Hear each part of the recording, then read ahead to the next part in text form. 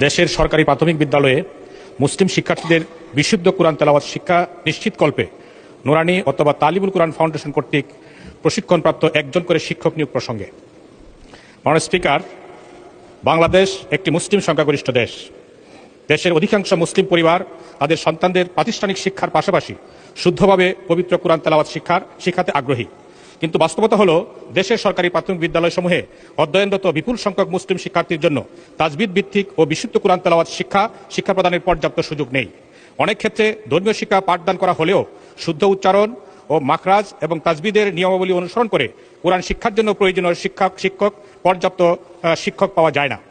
ফলে অসংখ্য শিক্ষার্থী প্রাথমিক শিক্ষা জীবন শেষ করেও শুদ্ধভাবে কোরআন তেলাওয়াত করতে পারে না। এ কারণে অভিভাবকদের অতিরিক্ত ব্যয়ে পৃথকভাবে মক্তব, নুরানি শিক্ষা কেন্দ্র বা ব্যক্তিগত শিক্ষকের ব্যবস্থা করতে হয়, যা অনেক নিম্ন ও মধ্যবিত্ত পরিবারের জন্য কষ্টসাধ্য এবং ক্ষেত্রবিশেষ অসম্ভব হয়ে দাঁড়ায়। অন্যদিকে নুরানি ও তালিমুল কোরআন পদ্ধতি বর্তমানে শিশুদের শুদ্ধ কোরআন শিক্ষা প্রদানের একটি পরীক্ষিত ও জনপ্রিয় মাধ্যম হিসাবে দেশব্যাপী স্বীকৃত।